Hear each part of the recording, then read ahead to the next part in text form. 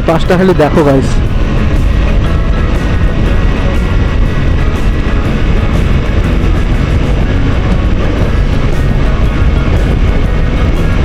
বেশি স্পিডে গাড়ি চালানোর দরকার নেই, আরামসে রিল্যাক্স করতে করতে চালাও। ও হ্যাঁ, যেটা বলছিলাম যে বাইক নিয়ে যদি আসার ইচ্ছা হয় অবশ্যই এসো, সাবধানে গাড়ি চালাবে। রাস্তায় গাড্ডা আছে এবং প্রচণ্ড পরিমাণে বাম্পারও আছে, তো সেইগুলোকে একটু সাবধানে চালিও। আর যদি 4 চাকায় করে আসো তাহলে তো কোনো কথাই নেই, অবশ্যই ড্রাইভার সঙ্গে এনো, নাহলে তোমরা ওই যে দুদিকের সৌন্দর্যগুলো মিস করে যাবে। তো নিজেও অবশ্যই আসতে পারো, নিজে চালানোরও এইসব রাস্তা আলাদা আলাদা লেভেলের মজা। কিন্তু যদি প্রকৃতির সৌন্দর্য অনুভব করতে চাও তাহলে ড্রাইভার সঙ্গে নিয়ে এসো আর প্রকৃতির সৌন্দর্য এনজয় করো।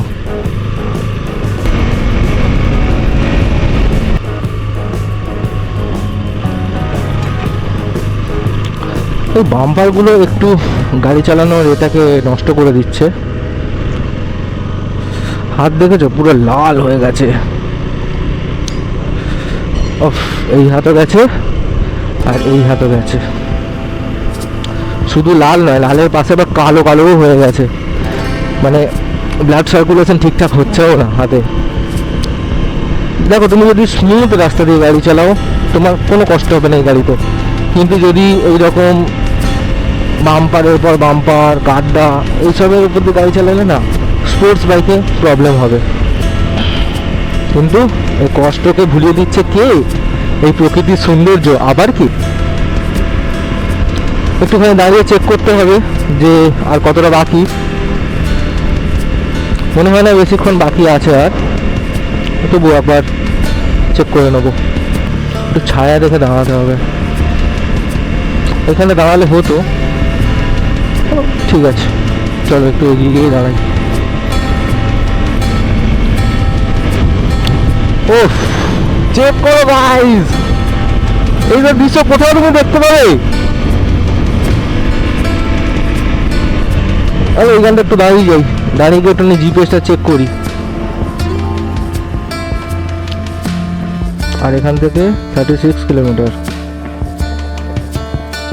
তারপরেই পৌঁছে যাবো আমরা জয়পুর।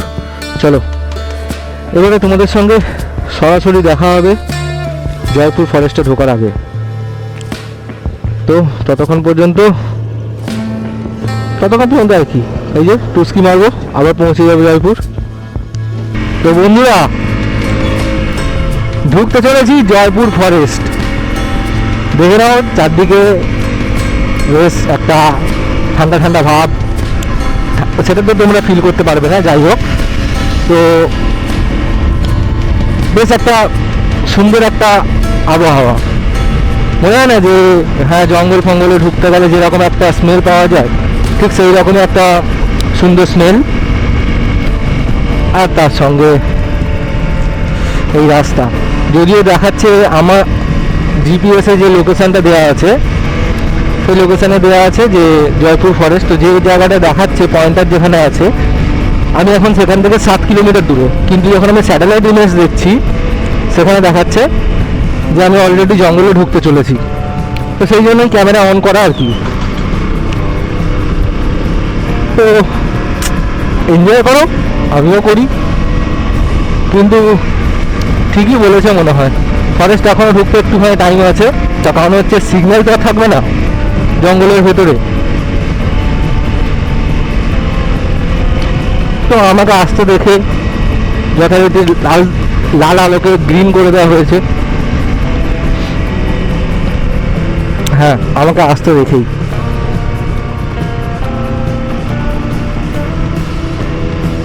এসব আমার লোকজন সবকে বলা আছে, রাস্তাটা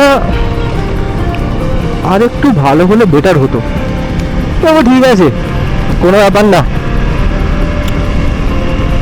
এই অনেক।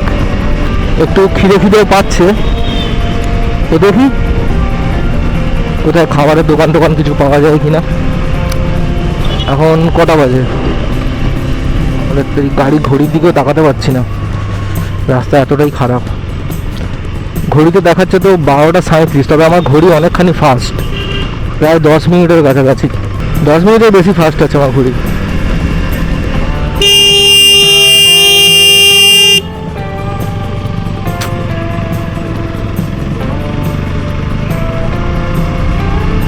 এইরকমই যদি একটা বাঘও চলে আসে রাস্তার মাঝে, হর্ন দিয়ে চলা হয়ে যায়। একটা পয়েন্ট অফ ভিউতে তো ভেবেছিলাম মনে হয় গেল ছাগলের ওপরে। বাড়ি থেকে ফোন করছে,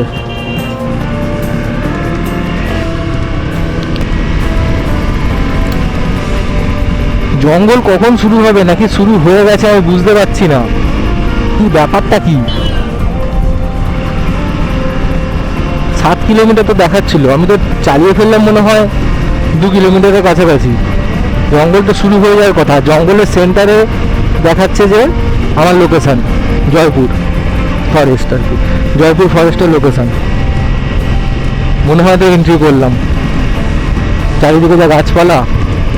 হ্যাঁ এটাই হ্যালো ফরেস্টে এন্ট্রি ভাই। ও সেই মজা, হরিণ আছে দেখতে পেয়েছো, তবে প্লাস্টিকের। চলো বাড়িতে একটু দাঁড়িয়ে ফোন করে দিই, কারণ বাড়ি থেকে ফোন করছে, তারাও টেনশন করছে যে ছেলে কোথায় গেল। হ্যাঁ বলো। এই সবে মাত্র ঢুকলাম, সবে মাত্র হরিণের একটা বোর্ড দেখতে পেয়েছি যে হরিণ আছে জঙ্গলে। হ্যাঁ জঙ্গলেই তো ঢুকছি, মানে হাইওয়েতে থাকবো, গলি মানে জঙ্গলের ভেতরের রাস্তা ঢুকবো না। বাড়িতে ফোন করে নিলাম, আবার আমাদের জার্নি শুরু। এই যে এখানে এইভাবে বসে আছে, জঙ্গল থেকে যদি বাঘ বেরোয় কী হবে? আদৌ কি জঙ্গলে বাঘ আছে? আমার তো মনে হয় না, যদি জঙ্গলে বাঘ থাকতো। দেখো এখানে হরিণ আছে সেটুকু তো বোঝা যাচ্ছে, কারণ চারদিকে বোর্ড লাগানো আছে যে হরিণ হরিণ বলে, কিন্তু বাঘের কোনো তো বোর্ড দেখতে পাচ্ছি না। বেশ খুব ভালো হয় যদি এরকম একটা হরিণ ধরুন ক্রস করে নিল রাস্তা, ওফ ভাবা যায়। সারা জীবন বইয়ের পাতায় হরিণ দেখেছি, আজকে সেই সালা বোর্ডেই হরিণ দেখতে হচ্ছে, এটাই একটু খারাপ লাগছে। একটু সামনে থেকে বেশ একটা দুটো দৌড়ে চলে যাবে, আবার এইখানেও কে ভাই বাম্পার করে, এখানে কে বাম্পার করে? যদি বাঘ থাকে ধরুন, বা হাতিও যদি থাকে, আমি ধরুন একদম পুরো ভেতরে রাস্তা যাচ্ছে, যেতে ইচ্ছা করছে আমার, কিন্তু সামনে গিয়ে কিরম কি পাবো না পাবো তা তো ঠিক নেই, যেতে ইচ্ছা করছে আমার প্রচুর। ড্রাইভ স্লো, সামনে হরিণ। আরে হরিণ তো ঠিক আছে ভাই, কিন্তু যদি কেউ তাড়া করে এই বাম্পারের জন্য ধরা খেয়ে যাবো। দু একটা হরিণ ক্রস করবে না, তার মধ্যে যদি একটা হরিণ পাওয়া যেত খুবই ভালো হতো। আমার খালি হরিণ দেখতে ইচ্ছা হচ্ছে ভাই।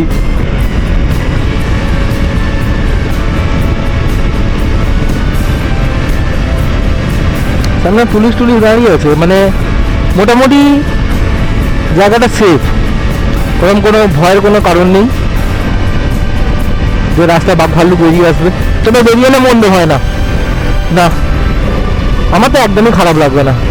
যতই যাই হোক কেটিএমের সঙ্গে বাঘ ছুটবে, এটা কোনো কথা? একদমই না। ও ভাই দু একটা সিংহ টিঙ্গ আয় না রে, তো দেখি সামনে থেকে, একটু ভয় লাগে, একটু তো ভয় পাওয়া দরকার, মানে জঙ্গলের ভেতর যে এলাম তার আর কি মজা থাকলো। যারা বাঘ বেরোলো, ভাল্লুক বেরিয়ে পড়লো পেছন তাড়া করলো, গা শিরশির করছে আমার, যদি সেরকম হতো, কিন্তু হবে না।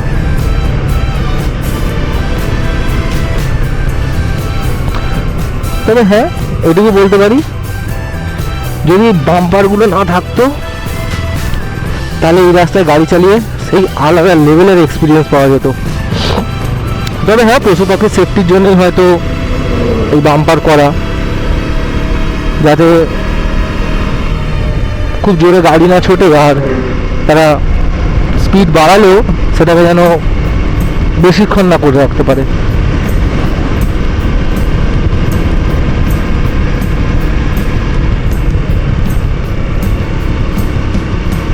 সবুজের বৃদ্ধি আমাদের সুখ সমৃদ্ধি। যে পরিমাণে চতুর্দিকে গ্লোবাল ওয়ার্মিংয়ের জন্য পৃথিবীর অবস্থা কাহিল,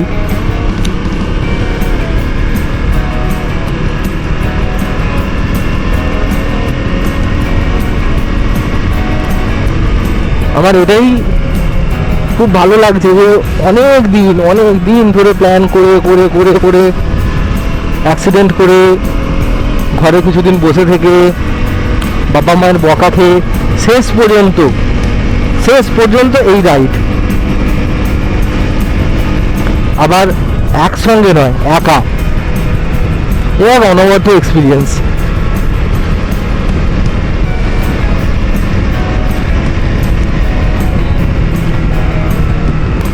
মিল্ক ভ্যান, দুধের গাড়ি যাচ্ছে। বাঘের দুধ আছে কাকা, বাঘের দুধ।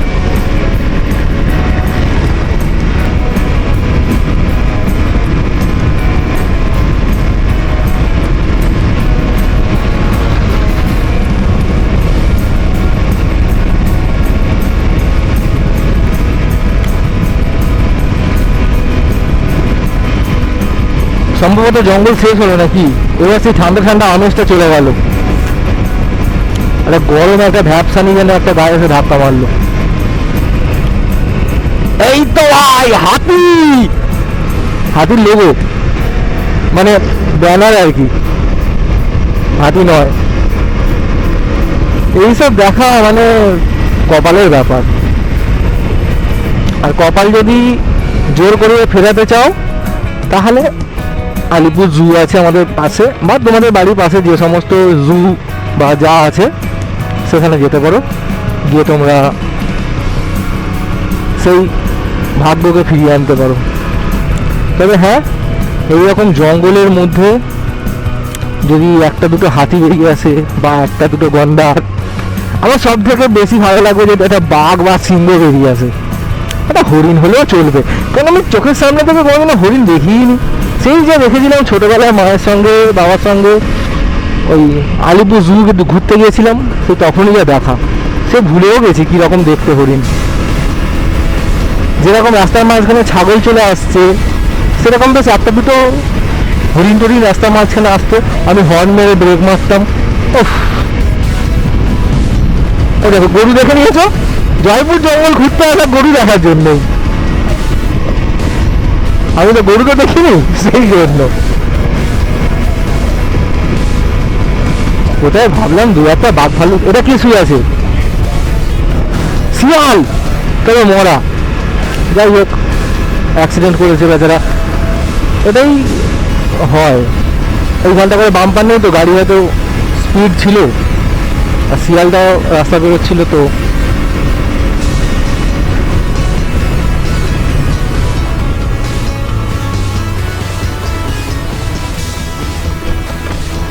শিয়াল তাহলে ভালোই বড় হয়, আমি তো ভাবতাম ছোট হয়। নয় নয় করে প্রায় একটা কুকুরের মতন সাইজ আছে, মানে আমাদের যে স্ট্রিট ডগ যেগুলো থাকে আর কি।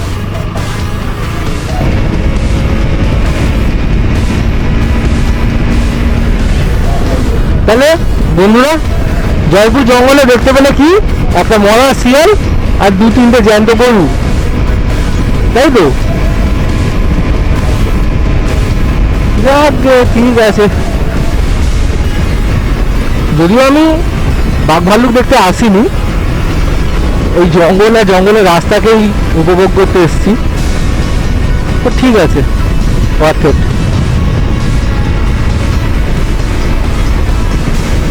জঙ্গলের ভেতরে একটা কুকুরও নেই, যে হ্যাঁ কিছু তো প্রাণী দেখতে পাবো রে বাবা, কিছুই নেই। দেখুন,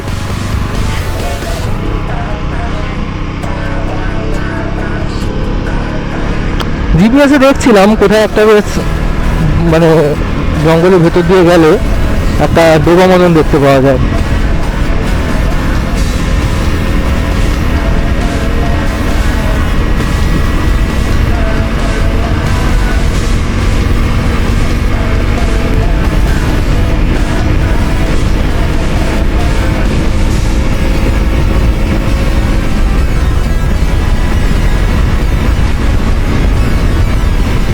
সেই আবার একটা ঠান্ডা ঠান্ডা হাওয়া।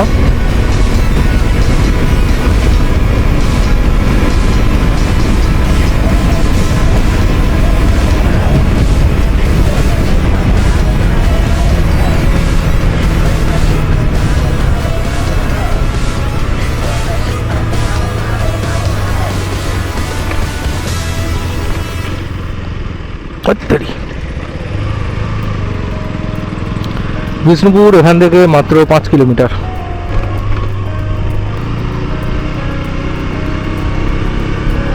একটু তেল ভরে নিলেও হতো।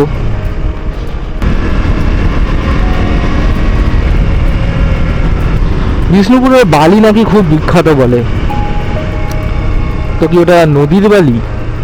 কারণ বিষ্ণুপুর সাইডে তো কোনো সমুদ্রের ছোঁয়াই নেই, নদী হওয়াটাই স্বাভাবিক।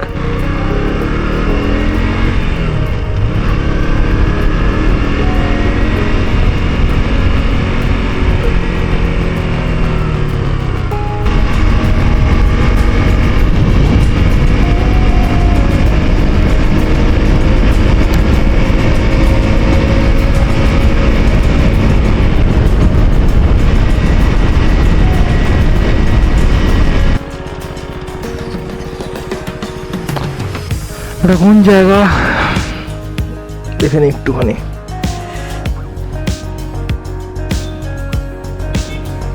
তো চলো বন্ধুরা এখান থেকেই ব্যাক করি, আর বেশি দূর যাওয়ার নেই। ভিডিও আপাতত এই পর্যন্তই।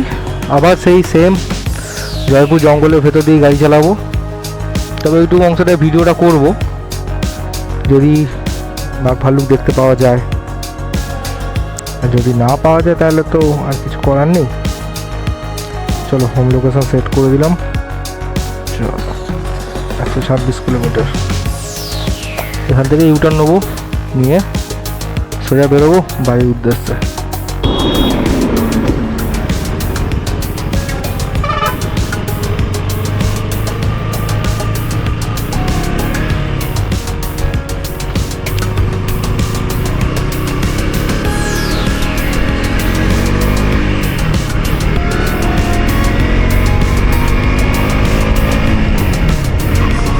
তো বন্ধুরা ভিডিওটা কেমন লাগলো জানিও।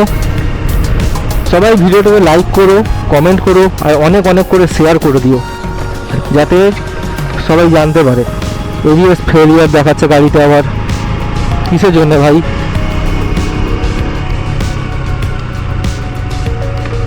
এটা কিছুই নয়, গাড়িটাকে আবার অফ করে অন করলেই ঠিক হয়ে যাবে। কিন্তু এই প্রবলেমটা আমি ফেস করছি কদিন ধরে, মানে যখন তখন গাড়ি হঠাৎ বন্ধ হয়ে যাচ্ছে রানিং অবস্থাতেই, হয়ে গিয়ে তারপরে দেখাচ্ছে যে এবিএস ফেলিয়ার। তো এটা একটুখানি শোরুমে নিয়ে গিয়ে চেক করতে হবে। তো তোমরা সবাই আমার জন্য প্রার্থনা করো যেন ঠিকঠাক এবং সাবধানে বাড়ি পৌঁছে যাই, নিয়ে গাড়িটাকে এবিএসটা ঠিক করি। এখানে দেখাবে এবিএস ফেলিওর বলে, তারপরে গাড়িটা খালি আবার অফ করে অন করো, একদম ঝাঁকাঝাঁক। এখানে ঠিক করে নি।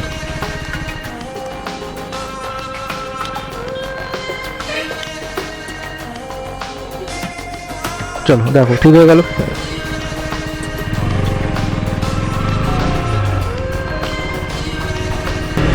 তো বন্ধুরা ভিডিওটা ভালো লাগলে লাইক, কমেন্ট আর শেয়ার করে দিও। আর আপকামিং যে ভিডিওগুলো আসবে সেগুলো দেখার জন্য আমার চ্যানেলটাকে সাবস্ক্রাইব করে রেখো। মাত্র এই কটা সাবস্ক্রাইবার তোমার দেখেছো, তো একটু বাড়িয়ে দাও তোমরা, ভিডিওটাকে অনেক অনেক করে শেয়ার করো, আর সবাইকে বলো সাবস্ক্রাইব করতে। তো ভালো থেকো সবাই। আর হ্যাঁ, অবশ্যই জানাবে ভিডিও কমেন্টে যে ভিডিওটা কেমন লাগলো তোমাদের, আর কোথায় কোথায় আমাকে যেতে হবে এবং তোমাদের যাওয়ার ইচ্ছা আছে, তো সেটাও আমাকে জানিও। এই বলেই আমি আমার ভিডিওকে শেষ করলাম। ভালো থেকো সবাই, ধন্যবাদ।